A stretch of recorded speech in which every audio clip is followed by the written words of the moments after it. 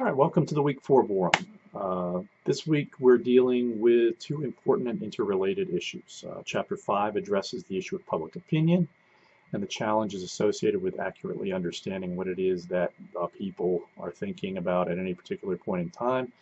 And Chapter 6 introduces the institution of the media and the increasingly controversial role that the media plays in American politics. Think of the following statements. Americans oppose, support the death penalty. Americans support, oppose abortions. Americans oppose, support public education. Americans reject the politics of personal destruction. Americans love Donald Trump. Each of those quotes represents an assertion. The first three or four are basically, diametrically or, whatever you call them, pro or for type of thing.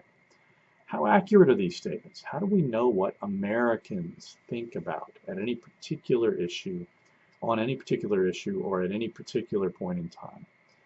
Public opinion is both extremely important and extremely hard to know with any precision. It's also subject to manipulation.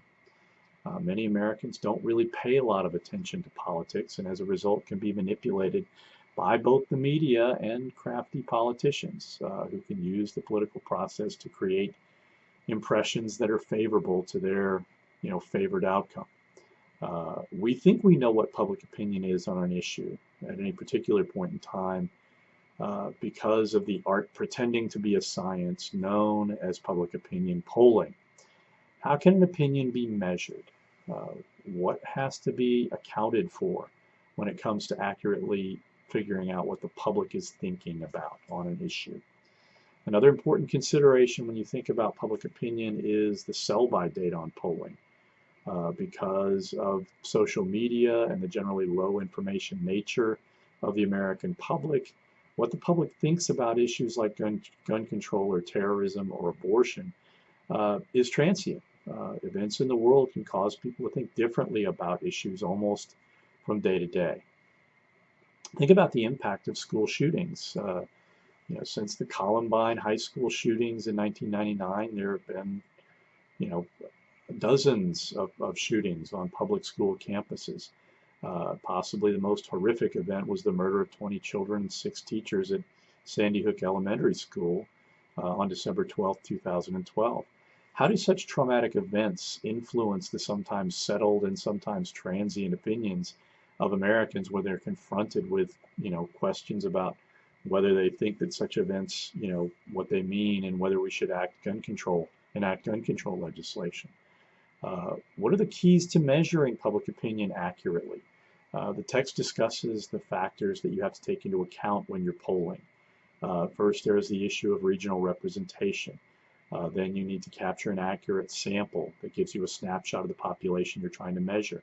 You have to capture variables like age, income, level of education, religious affiliations, and gender. You have to get all these factors captured in the correct proportion based on what you believe are the proportions of the larger regional population. Perhaps you can understand why I say this is as much science as art. And add to that the fact that, a lot of times when you're dealing with elections, people turn out at different rates. Different groups of people turn out at different rates. So again, it's really hard when you look at, and people say, how could they have gotten 2016, the 2016 election so wrong? Well, in no small parts because it's really hard to identify and to know with any, certainty when and where and how many people are going to turn out to vote. In Chapter 6, we confront the media, an institution that many Americans love to hate.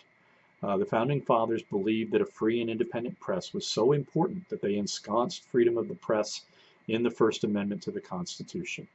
Early in the history of the Republic, the newspapers of the day were basically organs of the partisan interests of financial, economically powerful people in the early Republic.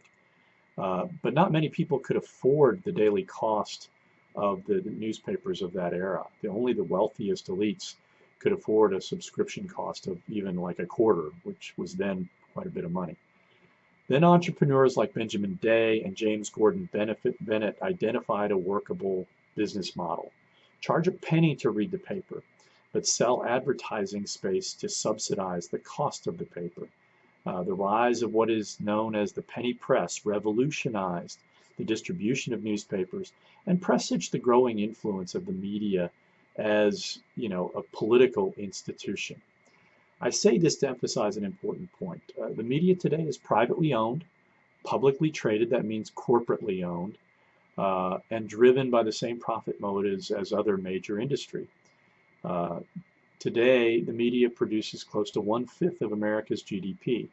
That constitutes an important source of bias. So let's talk about bias. Most Americans, when they use the word bias in relation to the media, are talking about ideological bias. It's an article of faith among conservatives that the mainstream media have a conscious and deliberate liberal bias. It's similarly held among liberals that Fox News, Breitbart, and Sinclair-owned local news stations are essentially, corporate propaganda. Uh, there may be an element of truth to both sides of, both sets of convictions, but there are other more serious sources of bias in how the media goes about producing the news about politics that we need to be aware of. First, there is the fact that most media outlets are owned by huge corporations like General Electric, Disney, Time Warner, Comcast, and AT&T. These corporations have significant incentives to seek to shape the news in ways that are congenial to their corporate interests. That is certainly a source of bias. Are journalists themselves ideologically liberal? This raises the issue of self-selection. Liberals tend to be attracted to the profession of journalism in larger numbers than conservatives. That strikes me as true, just as it is true that conservatives are disproportionately attracted to professions like police work or the military. The deeper question is whether or not journalists allow their ideological predispositions to color their work. And I'm not referring to opinion writers like George Will or Paul Krugman. Rather, I'm referring to actual journalists like the Washington Post's Dan Baltz or the New York Times' Peter Baker. Do these kinds of reporters, professional reporters, clearly display a consistent liberal bias? This raises the issue of journalistic norms and whether or not journalism is a profession that instills in its members a set of norms that constrain and guide their behavior. Because one of the basic tenets of the journalistic profession is a commitment to norms of objectivity, that journalists try to do their jobs in as fair and impartial a manner as possible. Is that perhaps an impossible standard? We are all, after all, human. Another source of bias is whether the media gets their information, where they get their information from.